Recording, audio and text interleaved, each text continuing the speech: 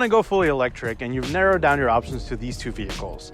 Right behind me I have a 2018 Model S 75D, and over here we have a 2019 Short Range Plus Model 3. Now you might be wondering which one is better for me. You want a quick car, you might want something with more space, or you just want the newer technology altogether. And I'm going to try to run through all those points in a short video to try to help you narrow down your decision. Let's go ahead and start off with the Model S. The Model S has a few more bells and whistles in comparison to the Model 3, starting off with the little key fob. And the key fob is its key, obviously, as well as allows you to open the doors, open the front, and open the trunk.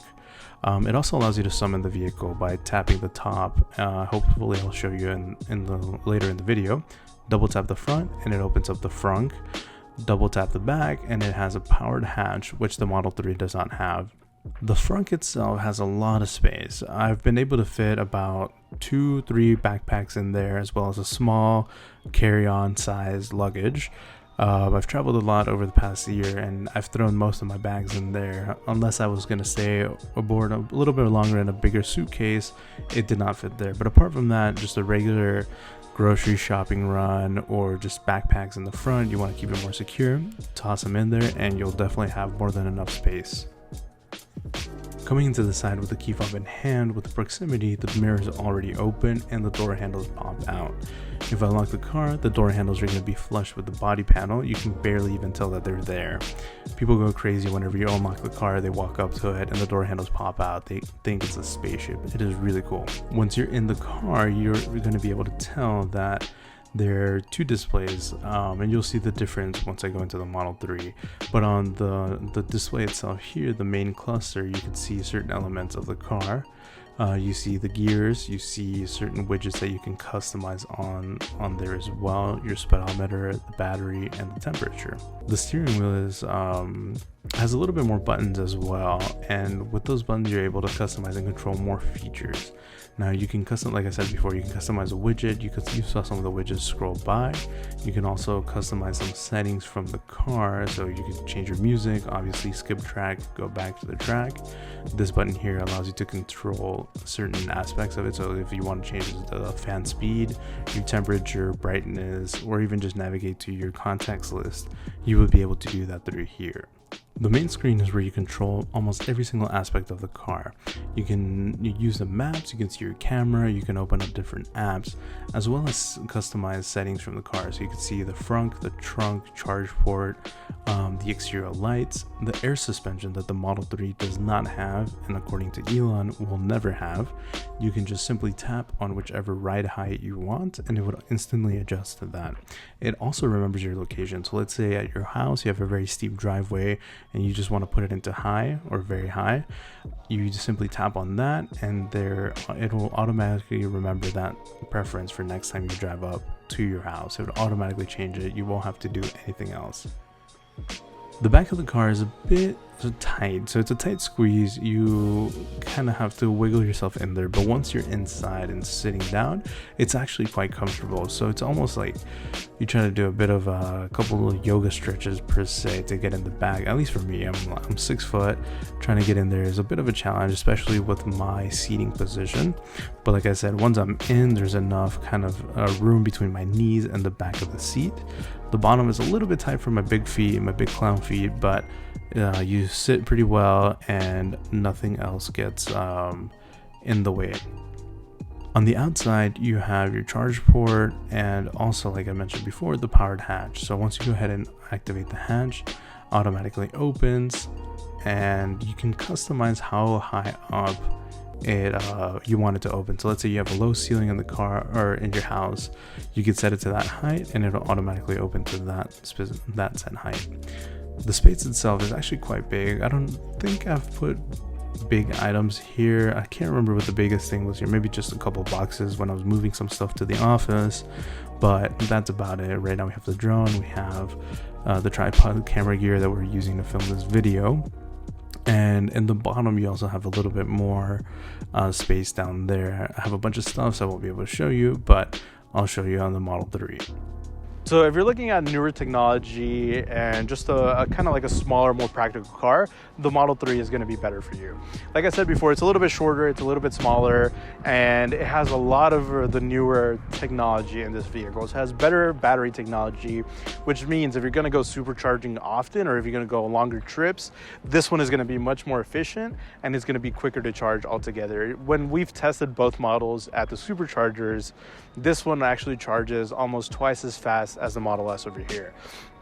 Now, the newer models, let's say 2018, late 2018, maybe early 2019 and forward, have the same exact motor, so performance and maybe speed is going to be a little bit more efficient. But Model 3 has half as much space in terms of front and back as the Model S, and it's also the design initially I didn't like it, but it kind of grows on you, and it's overall more practical and more fun to drive, I would say, especially if you're like, if it almost feels like a go-kart, to be completely honest. I've driven it a few times, and the way I drive, I like to drive a little bit fast. I like to be kind of ballsy with my driving, and this one is definitely more fun and feels like any street is my racetrack, although you shouldn't try it at home. But if you like that sort of thrill from the Model 3, from like driving, then the Model 3 is better for you. And let's go ahead and jump into more details and see how it differs from the Model S, which you saw earlier. Let's talk about the Model 3. The Model 3 is the best and greatest in technology from Tesla. Everything is powered off one screen, everything is powered off by your phone, but if you do need a key, you have this handy little card that fits in your wallet in case you need to valet park it or whatever the case might be. Maybe your phone died or something happened and you just want to have a backup. This is the key for you. You just swipe it on the B pillar and it'll automatically unlock, and you can turn on the car with that as well, tapping it inside. All right, so the front is opened, and once we walk into it, we can see that it's a little bit smaller than the Model S itself. You can definitely fit a few grocery bags in here, maybe even 1-2 backpacks, but that's about it. You won't be able to fit a carry-on luggage in here. It's a little bit more constrained than the Model S, but if you're just doing quick grocery runs or just a small little bag, duffel bag maybe, you'd be able to put that in there. You also have some grocery hooks for your bags, and yeah, that's pretty much it. Coming into the side, the doors are a little bit different here. The door handles do not pop out like on the Model S, but the door handles do have a nice fancy feel to them. Push the back in, it pops the front half, and then you pull the front to completely unlock the car. And that's about it. The steering wheel itself is something that annoys me the most on the Model 3. There's only 2 little scroll wheels. It almost feels like a joystick, almost if you're playing games. Think about it of like a Nintendo Switch kind of thing. You can change your tracks, put the volume up and down, and then the right scroll wheel does not do anything. It only works for autopilot and autopilot alone.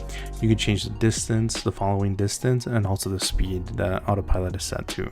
That's really the only 2 functions that this steering wheel has. Everything is controlled from this panel here on the Model 3. You have the front, there's a charging port to open it, and you also have the trunk latch. So you press it, it opens it. It's not powered until you'll have to go and manually open it yourself. You have your camera. If you tap on charge, you can see the battery state of charge, and right there you have some voice commands if you want to do that.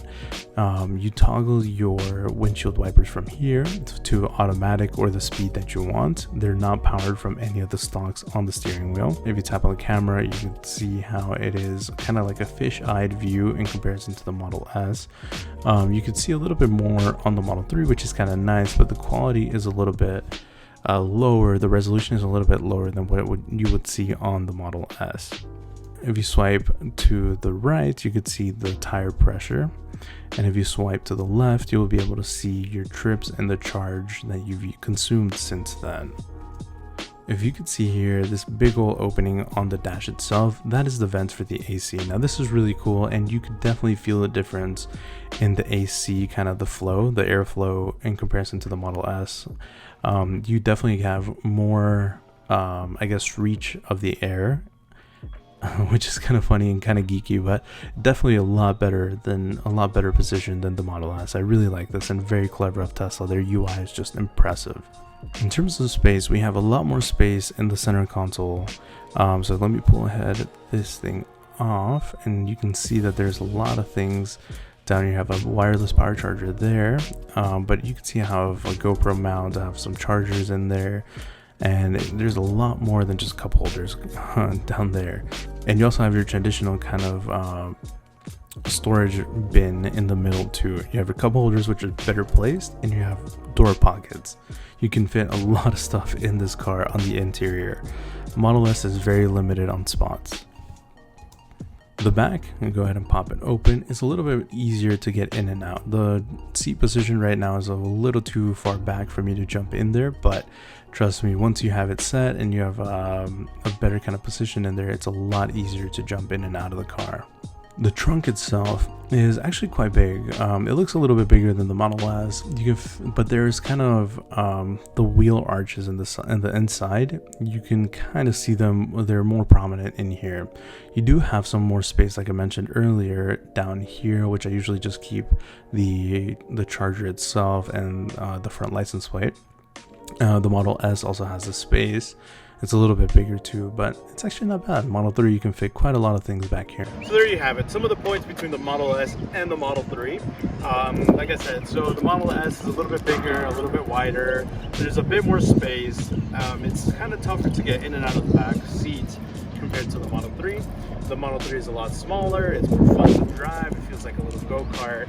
There's newer technology in this car. The Model S is a little bit dated. There's rumors going around that the Model S might have a refresh soon, and you've seen that with a lot of the new updates, such as Cheetah launch, which is for the performance vehicles. The motors have also been updated to match the Model 3, and little refreshes and like the seats, the interior. So let's expect a new Model S soon.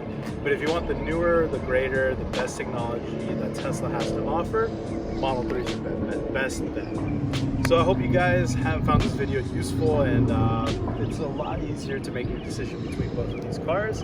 Trust me, they're both fantastic vehicles. I love to drive them. No matter which one I take, it's always going to bring a smile to my face. There's nothing like the instant torque that any other car could provide. Air suspension is definitely something nice, especially in the newer models, where it kind of damps some of the rough patches on the road. It's a lot nicer to drive, but if you want a little bit more luxurious feel in your vehicle, Model S is yours. If you want newer technology, like I mentioned previously, Model 3 is the way to go. Hopefully you guys found this video helpful. Let me know if you have any specific questions. We'll be more than happy to answer them.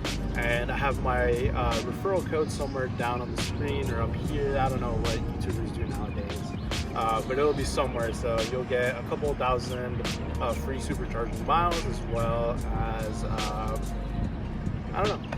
It always changes, so by the time of this video might come out, there will be a lot more benefits you might get by using the code, so go ahead and check it out. Definitely free supercharging miles is one thing you'll get. But let me know if you need anything. More than happy to answer more questions for y'all. Hope you guys found this video useful. Catch you all later.